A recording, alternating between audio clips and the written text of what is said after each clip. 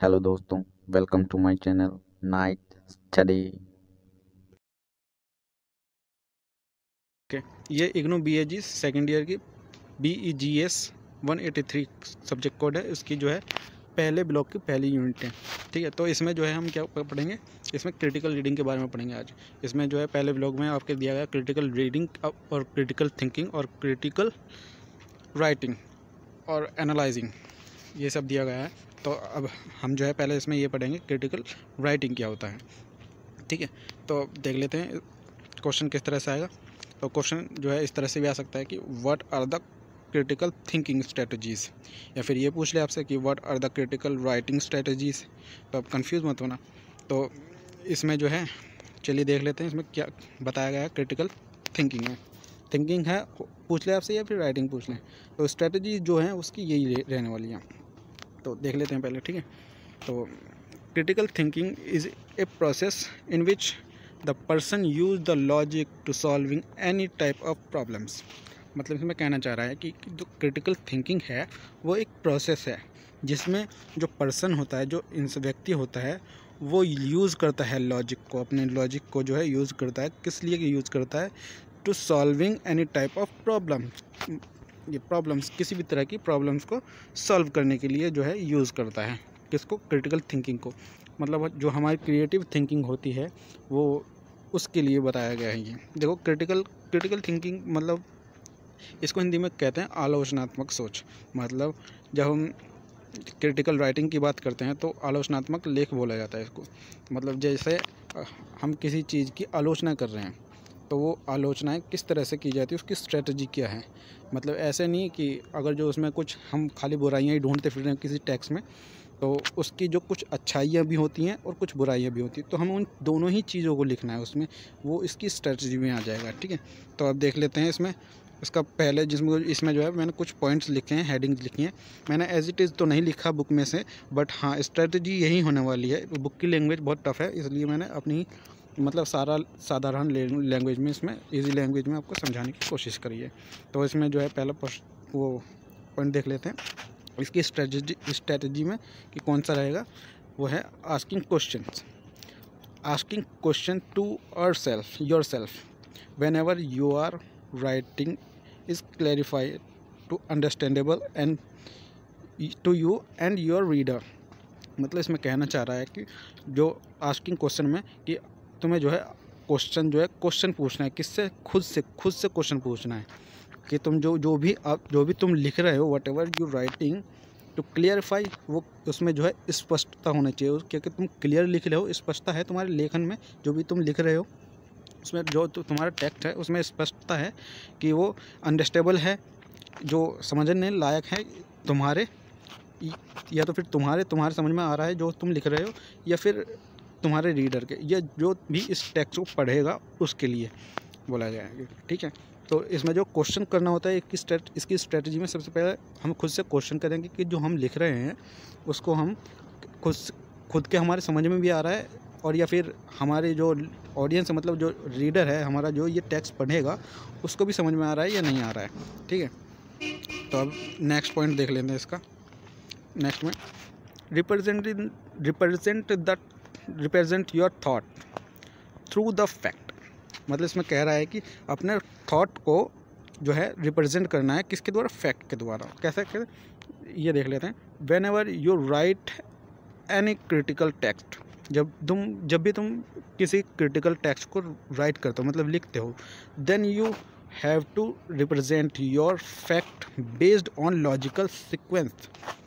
मतलब इसमें कहना चाह रहा है कि जब भी तुम किसी भी तरह का क्रिटिकल टेक्स्ट लिखते हो तो उसमें जो है अपने जो वो थॉट या फिर कुछ भी तुम वो लॉजिक देते हो, वो जो लॉजिक या फैक्ट होते हैं, तो उसमें जो है लॉजिक होनी चाहिए, लॉजिकल सीक्वेंस होनी चाहिए तुम्हारे फैक्ट में जो है। वैसे तो फैक्ट ही होता है, पर जो भी तुम प्रेजेंट कर रहे हो, जो भी तुम लिख रहे हो, उसमें फैक्ट होना चाहिए, लॉजिक होना चाहिए। ठीक है, तो अब नेक्स्ट देख लेते हैं इसमें। नेक्स्ट में ओके, ये रहा नेक्स्ट में देख लेते हैं। Support your evidence through the example. मतलब इसमें कहना चाह रहा है कि जो भी तुम एग्जाम्पल अपने उसमें लेख में मतलब जो भी लिख रहे हो ऐसे या वो आर्टिकल वगैरह, तो आपके एग्ज़ाम में जो है ऐसे लिखने को बोल भी सकता है या फिर वो आर्टिकल वगैरह भी बोल सकता है कि क्रिटिकली जो है तुम्हें ऐसे लिखना है या फिर आर्टिकल लिखना है। तो इस तरह से भी आपको दे सकता है।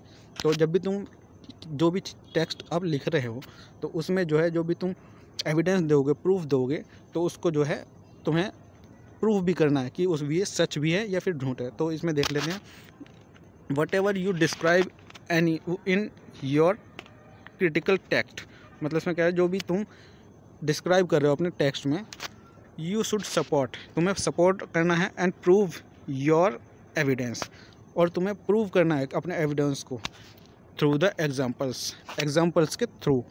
अब वो एग्जाम्पल कैसे हो सकते हैं, विद मेंशन ऑथर नेम्स, और साथ में जो ऑथर्स नेम है जो है उसको भी मेंशन करना है। जैसे कि अगर जो तुम एग्जांपल ले रहे हो, जैसे कि एग्जांपल किस तरह के ले सकते हैं उसमें, वो है जैसे कि लाइक रिसेंट इंसिडेंट, जो कोई हाल ही में कोई घटना हुई है उसका एग्जांपल दे सकते हैं हम अपने उसमें, और या फिर कोई रिपोर्ट्स जो होती हैं प्रकाशित होती हैं उनका एग्जांपल दे सकते हैं, न्यूज़पेपर आर्टिकल्स का एग्जांपल दे सकते हैं, या फिर किसी अनुभव या एक्सपीरियंस का जो है हम उसमें एग्जांपल दे सकते हैं। तो जब हम इसमें रिपोर्ट्स का या फिर आर्टिकल वगैरह का या फिर बुक वगैरह में से कोई वो थॉट वगैरह जो एग्जांपल वगैरह देते हैं अपने टेक्स्ट में, अपने टेक्स्ट को प्रूव करने के लिए, तो उसमें जो है उसका नाम भी मेंशन करना चाहिए, ताकि वो जो है ऐसा न लगे कि वो जो है एग्जांपल वगैरह चुराए हुए नहीं है। तो इसलिए उसका जो है वो नाम भी मेंशन करना चाहिए, और इसमें जो है ये डिस्क्राइब करने के लिए जो है प्रूफ करना चाहिए, किसके थ्रू, एग्जांपल के थ्रू। अपने जो टेक्स्ट हैं, जो भी हमने लिखा है अपने टेक्स्ट में, ये लिखा कि what ever you describe your critical text, you should support your proof and evidence through the example. अपने एविडेंस को जो है प्रूव करना है एग्जाम्पल के थ्रू। ठीक है, आप इसको लिख लेना जो, और एक और देख लेते हैं इसका नेक्स्ट पॉइंट, इवेल्यूएट का मतलब होता है मूल्यांकन करना, किसी भी चीज़ का मूल्यांकन करना। ठीक है, तो अभी देख लेते हैं इसमें, before you write the example और पॉइंट ऑफ व्यू ऑथर्स और reader in your text, you should check biased of author और एडिटर एक्सेट्रा। मतलब इसमें कहना चाह रहा है कि जो भी हम जो है जो भी हम एग्जाम्पल देते हैं उसमें अपने टेक्स्ट में, जो न्यूज़पेपर आर्टिकल वगैरह से, तो इसमें जो है इसमें मूल्यांकन में ये लिखना है कि जो भी हम एग्जाम्पल वगैरह देते हैं तो उसका जो है पहले क्या करना चाहिए, इसके पॉइंट ऑफ व्यू चेक करना चाहिए, किसके, ऑथर या एडिटर के, किसका पॉइंट ऑफ व्यू कैसा है जो हमारे टेक्स्ट में लिखा हुआ है। You should check the bias मतलब होता है पक्षपात, कि उसमें ये चेक करना चाहिए कि वो किसी चीज़ का फेवर तो नहीं कर रहा है, उसका जो है उस टेक्स्ट का उसका जो पॉइंट ऑफ व्यू है एडिटर का या फिर ऑथर का, वो पक्षपात वाला तो नहीं है, कहीं वो ऐसा किसी चीज़ का पक्षपात तो नहीं कर रहा, उसका पॉइंट ऑफ व्यू किसी की तरफ झुकाव तो नहीं है उसके पॉइंट ऑफ व्यू में। तो ये चेक करना है। ठीक है, इवैल्यूएट मतलब मूल्यांकन करना है उसका। ठीक है, तो इसका जो है 5 पॉइंट देख लेते हैं। यूज़ योर लॉजिक, मतलब अपना लॉजिक यूज़ करना है इसकी स्ट्रेटजी में। एक 5 पॉइंट ये भी है। तो when ever you right on any controversial matter, मतलब जब भी आप किसी भी कंट्रोवर्शियल मैटर पर राइट करते हो, मतलब लिखते हो, तो then you should use your logic and understand carefully both of side and then make your judgement. मतलब इसमें कहना चाह रहा है कि इसमें कहना चाह रहा है कि जब भी आप किसी भी तरह का जो है लेख लिखते हैं, मतलब किसी भी तरह का टेक्स्ट लिखते हैं, और वो जो है कैसा टेक्स्ट हो, ये कंट्रोवर्शियल टेक्स्ट, किसी भी तरह का कंट्रोवर्शियल टेक्स्ट लिखते हैं, then you should use your logic and understand carefully. अपना जो है, तो आपको जो है अपना लॉजिक यूज़ करना है और अंडरस्टैंड करना है केयरफुली, और अंडरस्टैंड करना केयरफुली बोथ साइड, दोनों पक्षों को अंडरस्टैंड मतलब केयरफुली सुनना है, उसको समझना है कि उसमें जो कंट्रोवर्शियल में 2 पक्ष होते हैं, एक सही होता है एक गलत होता है। जो है कंट्रोवर्शियल तभी बनता है किसी चीज़ को, तो इसमें पता नहीं चलता कि क्या सही है क्या गलत है। तो हमें क्या करना चाहिए, इस चीज़ को जो है उसके दोनों साइड जो है उसको अच्छे से समझना चाहिए, and then make your decision, और उसके बाद में अपना डिसीजन जो है बनाना चाहिए किसी भी टॉपिक या मैटर को लेकर, किसी भी कंट्रोवर्शियल मैटर को लेकर, अगर जो हम उसको क्रिटिसाइज़ करने के लिए अपने लेख में लिख रहे हैं तो ठीक है। तो ये थी आपकी स्ट्रेटजीज़। तो चलिए आज के लिए इतना ही, और अगर आपको और भी वीडियोस चाहिए इसकी तो आप कमेंट में बोल सकते हैं मेरे को। वैसे तो मैं बनाऊंगा इसकी वो वीडियो, क्रिटिकल रीडिंग की भी बनाऊंगा और उसकी एनालाइजिंग की भी बनाऊंगा। ठीक है, ओके बाय।